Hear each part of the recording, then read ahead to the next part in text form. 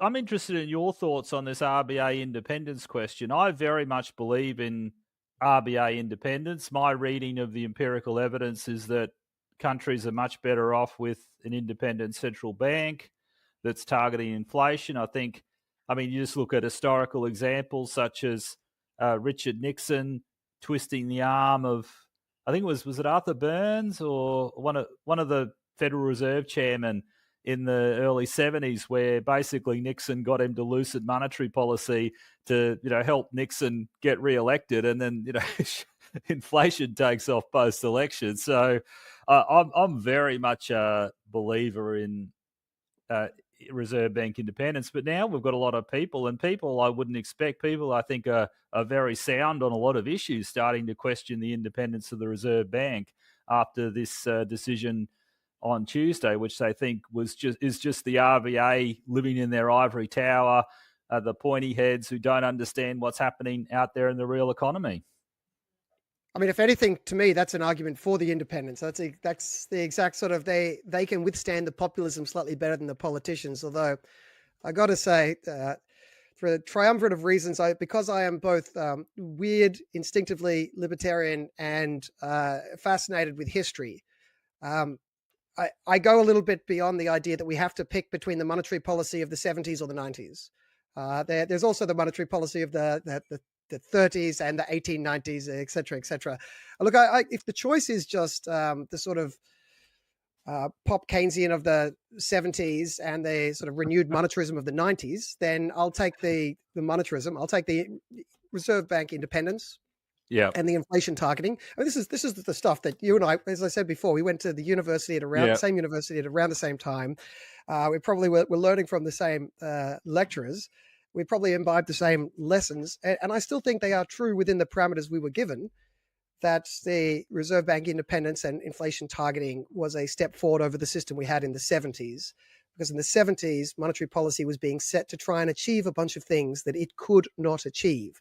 And it went chasing shadows, did not catch the shadows because it can't, right? Monetary policy can't change productivity levels. Monetary policy can't change long-term wage levels or long-term unemployment even. So it can't chase that, but it can, when used and abused, create runaway inflation. And so that's what we started to see with this policy of the 60s and 70s, heavily influenced by sort of political pressure instead of hard-headed monetarism. And then we had the sort of ideological revolution in the 70s and 80s, which then got kicked into policy in the 80s and 90s. And from that, we've seen much lower and stable inflation, generally speaking. And I think, I think all of that's true. My only caveat to that is I think there is potentially other options besides those two.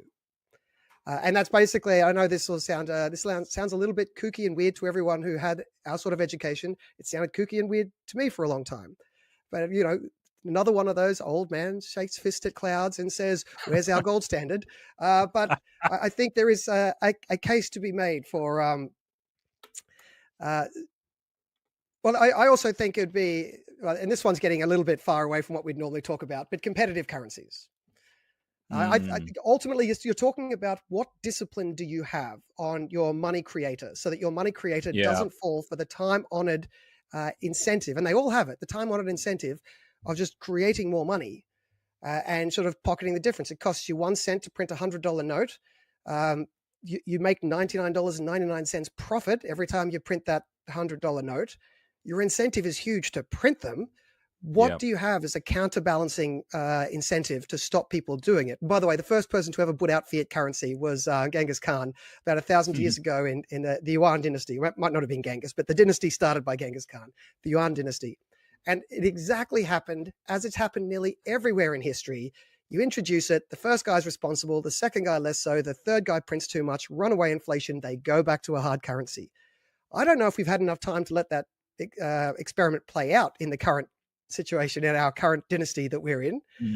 But so the first incentive you've got under the Keynesian system is, just trust me, bro, or trust politicians because they never have any incentive to get reelected. They're only wise and benevolent. And of course, that's obviously utter bullshit, which is why that sort of system of political decisions about when you just, print excess money, the printer goes brr, as the meme says. That one tends not to work. So now we've got let a bunch of boffins do it. And I got to say that I think will tend to lead to lower inflation. I think there are inherent risks to that as well, which is probably a broader, bigger political issue of to what degree do we want to just let very smart people in an office somewhere be making massive decisions for everyone else when they are then becoming an ultimate authority, which I suspect is what a lot of the pushback you're getting now is against the independent RBA. They're saying these bureaucrats have too much power. And yes, we don't elect those bureaucrats. And I think writ large, it is true that bureaucrats in the Western world have far too much power. I think that is a true comment. Although I do think in this instance, the Reserve Bank bureaucrats do a better job than the Reserve Bank politicians. But there is another option, and that is the only discipline, in my opinion, that has ever worked on powerful people. And that is the threat of them losing their business or the threat of them losing their customers, competition. So I mean, this is a kind of a fringe Austrian economics libertarian position, but the idea of competitive currencies, you print too much of your currency, people will shift to another one, which would require that the government doesn't charge capital gains tax on or all other currencies other than the currencies they approve of. So no capital gains tax on gold, no capital gains tax on Bitcoin. This is a very big conversation.